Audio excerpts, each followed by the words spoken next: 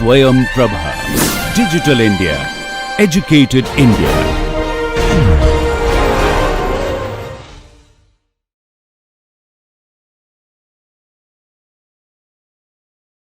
Basically, in today's class, we are going to discuss three things. First is the idealization of a system for dynamic analysis. We are going to discuss how do we idealize a system for a dynamic analysis. The second thing that we are going to discuss is from the last class, we discussed the components of a dynamic system. Okay, and the third thing would be setting up equation of motion. Once we have these, we will set up the equation of motion, which would be the first step toward solving any dynamic system. Okay, so we will set up the equation of motion. Okay, so these three topics we are going to discuss today. All right. Now, in last class, we discussed that depending upon what our requirement are, we might simplify a structure or a system to a more or idealize a system to a more simple structure or simple representation that can or that is easy to represent mathematically. Okay, for example, I will start with an example of a building. Okay, so although I showed you building figure, let me just redraw it again this time. So I have a building, three-story building here. All right. So I have three-story building here.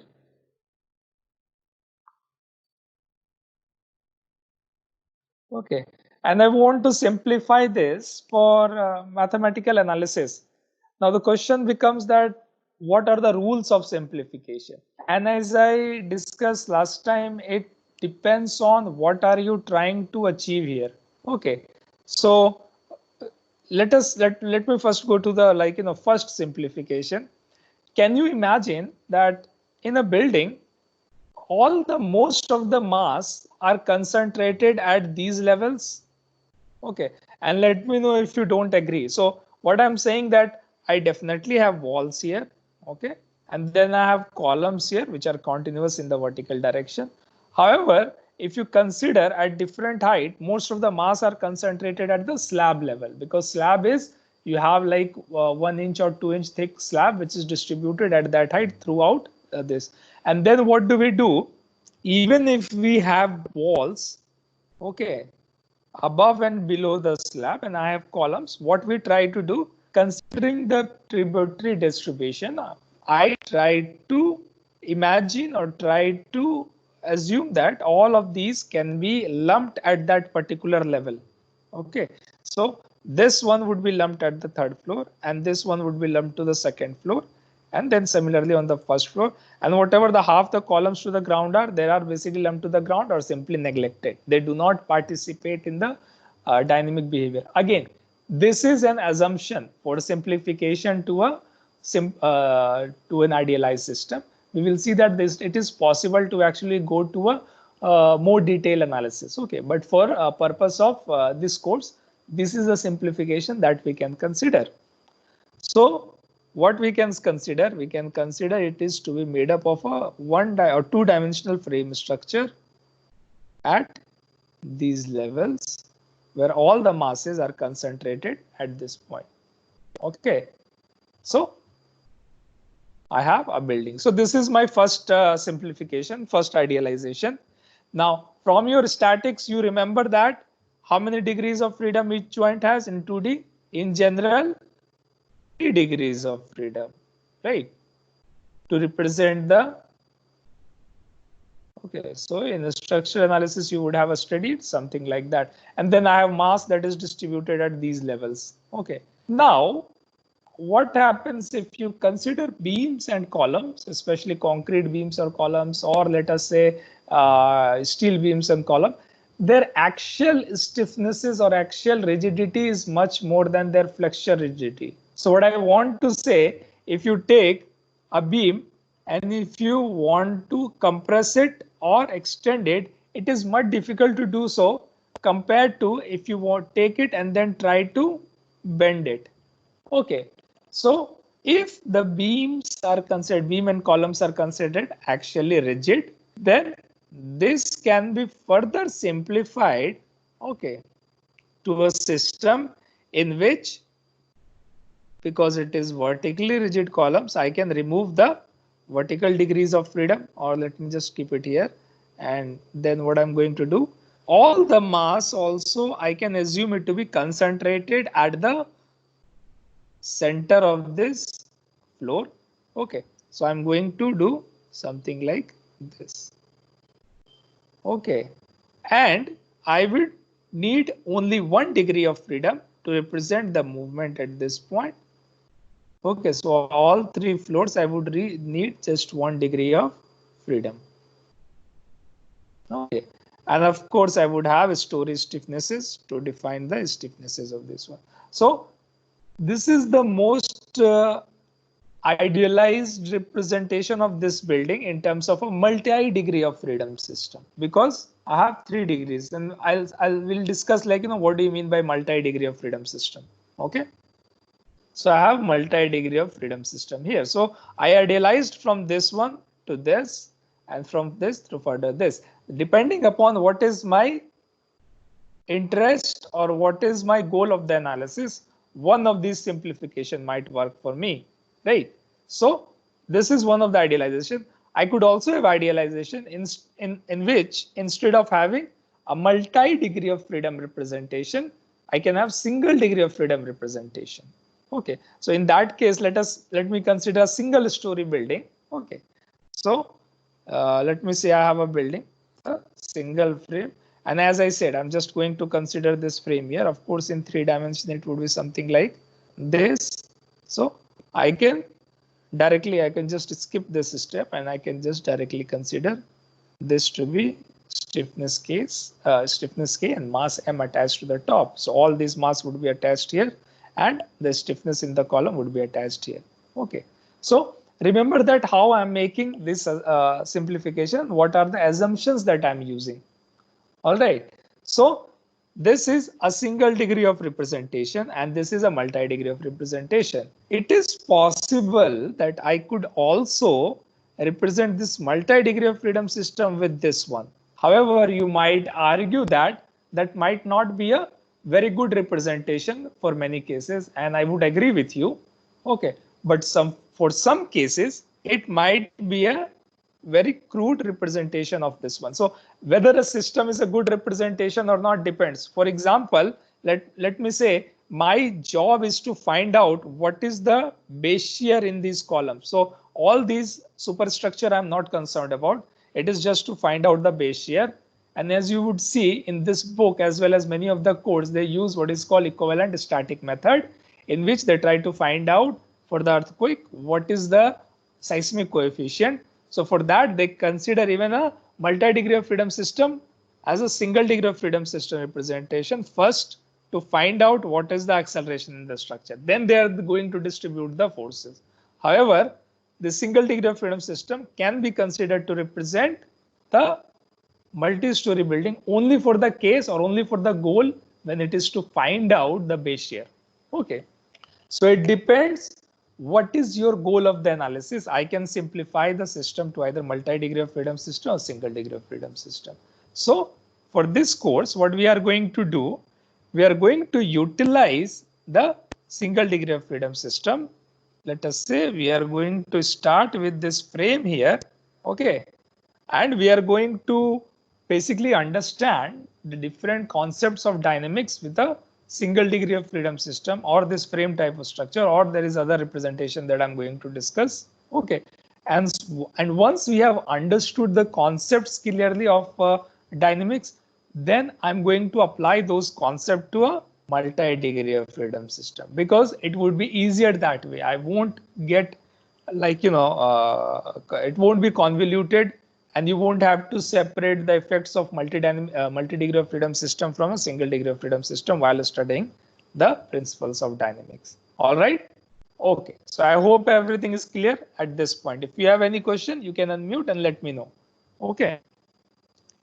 So what I'm going to do, I'm going to show you some examples. Okay, but before that, let me just discuss. We talked a lot about what is degrees of freedom. And we are talking specifically in terms of dynamic problems. Okay, so let me just first define that. Okay, so degrees of freedom for a dynamic system, it is defined as the independent number of displacements that are required to represent the displaced position of a structure with respect to its original position. Okay, so it is independent displacement. Remember that it has to be independent. Independent displacements to represent what? Displaced position of all the masses in the system, to represent displaced position. Okay, so of all the masses, that also you have to keep in mind. Okay, all the masses in the system with respect to undeformed or original. Okay, because sometimes they might not be same. So I'll just write it as initial position. Okay, so for example, I have this frame structure here, and then let me say that I apply a force PT here. So it is going to deform, correct? Now, as I have assumed that it is a actually rigid column and this actually rigid beams. So I just need, let me say first I assume the mass to be here. Okay. So when I apply this force, it is going to deform like this. Okay, and the deformed shape to looks something like this. Okay, and I just need one displacement to represent a displaced position. So that's why I'm saying it's a single degree of freedom system. Okay, I'm saying that this is a single degree of freedom system under the application of load PT. Okay, similarly, if you consider this representation, basically what I'm drawing here basically means, okay, this is a single degree of freedom system. Now, you have to keep the distinction in mind. This is somewhat different from what you might have studied in structural analysis. Remember, in structural analysis, you studied static indeterminacy and kinematic indeterminacy. This is somewhat different from that. So don't get confused from there. Okay, those static and kinetic are defined in terms of unknown reactions or unknown displacement of the system. Here, it is not like that. It is the number of independent displacements required to represent the displaced position of this mass with respect to its original position. Okay, so I hope this definition is clear to you. Now we'll see some of the examples how I can represent those through the different degrees of freedom. Okay, so I'm going to draw 4 figures on here, and then I'm going to give you some time, and then you have to tell me, okay, whether it is 1 degree of freedom system or 2 degrees freedom system. So in the, or like, you know, or more degrees of freedom system. So in the first example, okay, I have a pin rod here. Okay, which is pinned at the left end, and there is a spring at the right end. This is my first example. In the second, I have another, and remember, this is a rigid bar, so it cannot deform. In the second one, I have this another rigid bar which is supported on 2 springs. In the third one, I have a pulley mass system in which, let me draw here again. I have this mass here, okay, and this is going over a pulley. Okay, so it is hanging in there, and there is a spring, and the mass, another mass is attached here. Okay, and there is another variation of the same setup. In this setup, I have mass like this, and then another spring, and then pulley. Remember that this pulley can rotate about its center. Okay. And then I have another spring here. There is a, this spring is connected to another rigid bar here. Okay. This rigid bar is actually pinned at this point. Okay. And then there is a spring here. Okay. Which is connected to another rigid bar. And this rigid bar is pinned here. Okay. So you have 4 examples in front of you. What I want you to do, look at all the 4 examples and tell me whether these are 1 degree of freedom system, 2 degree, 3 degree, 4 degrees freedom system. What is this? So take a 5-minute, 5-minute time and then go through it and tell me what are the degrees of freedom. Okay, so I'll give you a 5-minute pause here so that you can work on it and then we'll discuss the problem. All right, go ahead. Once you are done with it, after 5 minutes, you can unmute yourself and then let me know. Just want to let you know that whatever we discuss in the class, at the end of the class, we will have what you'll know as a quick fire quiz. Okay, and that won't be difficult questions, but the conceptual questions based on what we discuss in every class. We'll just see today as well. I'm going to give you a quiz. It would be a 1-minute quiz. Okay. I don't expect you to answer everything. If you could, that is very good. You could only do that if you have paid full attention in the class. And in 1 minute, you'll have to answer something like 5 or 10 questions. Okay. And I will let you know when the quiz is live and then you can answer it. Make sure that you don't wait enough, then otherwise if you go beyond the time, then you won't be able to submit the quiz. Okay, so just make sure that you are listening or you are clarifying all your doubts throughout the class. Okay, if you pay full attention in the class, then you won't have any problem answering any of those questions, that I can promise. Okay. So that is just a way to engage you in the class and make sure that you are understanding all the concepts. Okay, should we discuss now? Now let us go to the first problem. Okay, I have a bar which is a rigid bar which is connected at the left point and there is a spring on the right. How many degrees of freedom? Single degree of freedom system. Okay, why? Remember that this is connected at the left point and this is a rigid bar, so it cannot deform. All right. So it is constrained to rotate about this point. Okay.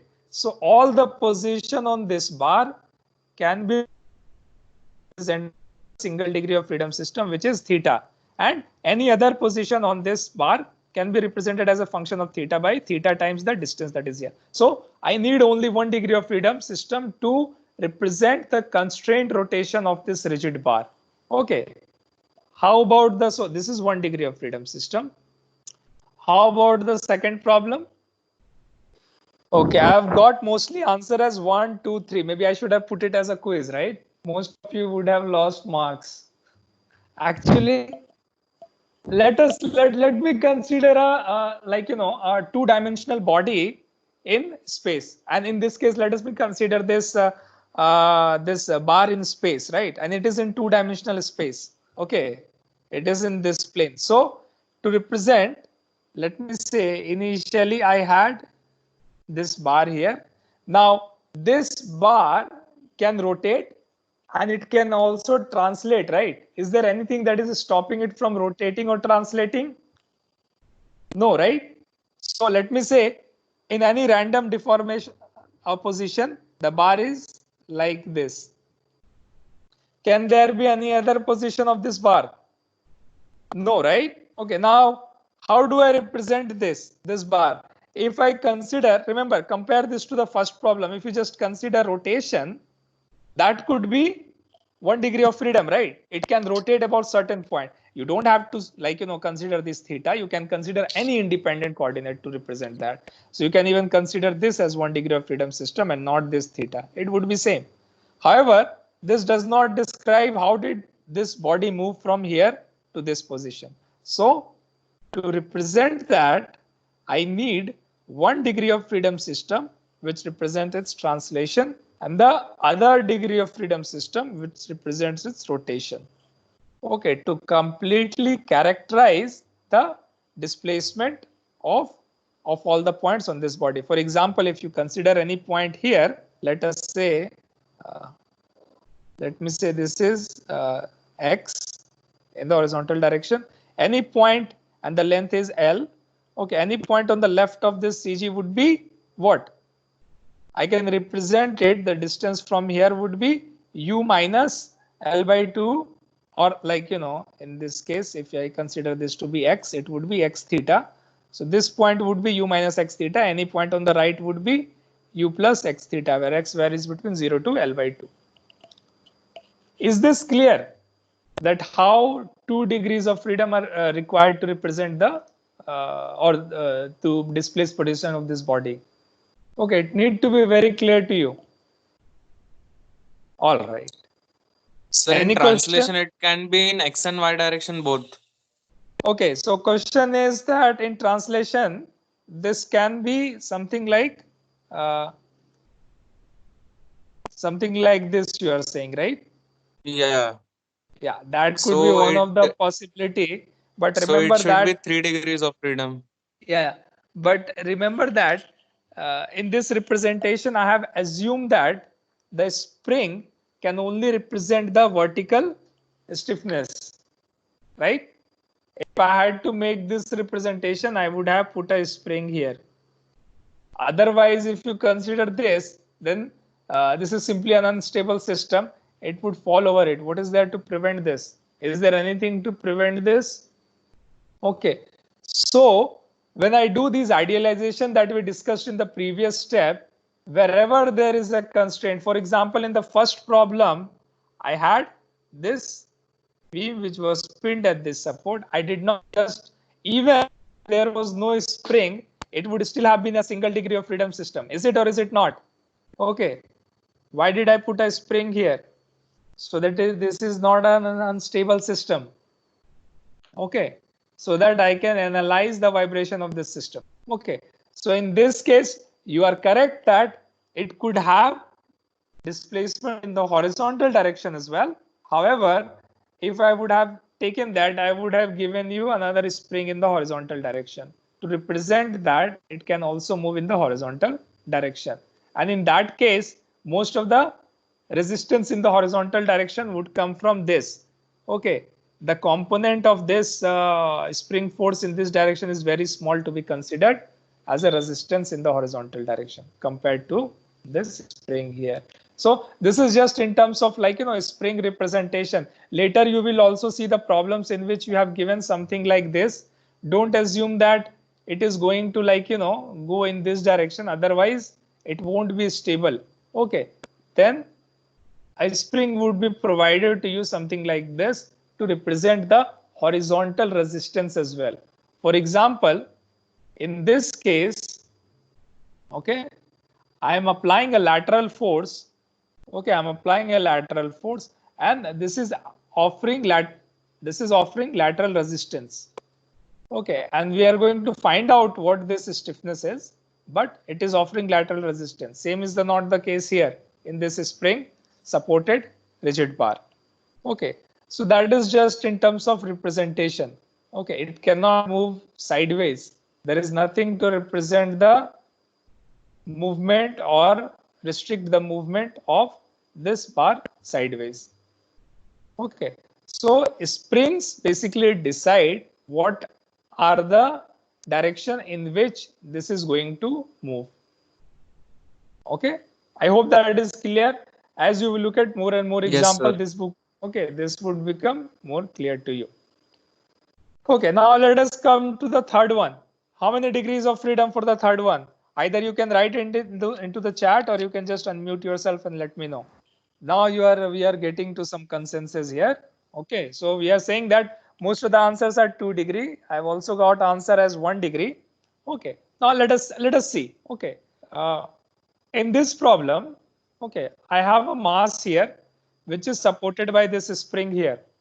Okay, So let me first say I'm going to represent the deformation of this mass through a coordinate or displacement u. Okay. Now, if this is moving by u, and remember that I said that this pulley can also rotate about its own center. Is there a stretchable string in between? If it would have been, then I would have shown you with a spring, right? Anything deformable, I will show you with a spring, or I will let you know that it is deformable. This spring, there is no stiffness in between. So I'm going to consider this as inextensible string or a rigid string. Now, if I provide this U, okay, can I say the angular displacement of this pulley can simply be represented by U times divided by the radius of this pulley, right? So the degree of freedom of this pulley exactly not independent from this displacement. However, this can move through the U and then there is a spring in between. Okay. And if I have a system, something like this, okay, then this U1 and U2 are not exactly related. Okay, it can have different U1 and different U2 as long as there is a spring in between. So to represent the degree of freedom or the displacement of this, I will have to consider another displacement here as well. Okay, so in total, I need 2 degree of freedom system to represent this or represent the displaced position of the system with respect to its original position. Is this clear or not? Tell me, or I will explain again. Clear? Anybody has any doubt? If not, So can you please explain once again? okay. Okay. Yeah, I will. So just consider this example here, right? You have 2 blocks connected by a spring, right? To represent the displaced position body, if it is connected by a spring can deformed, right? So to represent the displaced position of the system, I have and displaced position of not the system. Remember, we talked about that displaced position of all the masses in the system. Okay. So in this case, I have U1 and U2. I need 2 degree of freedom system because U1 and U2 are not related because they are connected by a spring here. Now consider the same case with another example where I have simply a string in between, not a spring, but a string which is inextensible. Okay. Can I say whatever is U1 would be the U2, right? Yes. Okay. Yes, sir. So to represent the first system, I need 2 degrees of freedom. However, to represent the second system, I need only 1 degree of freedom system. And the same concept I have applied here. Okay. I have 2 masses here and then I could also have degree of freedom of this pulley, but pulley is related to U1 because this string here is inextensible. Okay. Is this clear? Oh, yes, sir. It's clear now. Okay. Now, if that is clear, then I think you can answer the last problem correctly. Okay. So what is the degree of freedom for the last system? Let me know in the chat or you can unmute and let me know.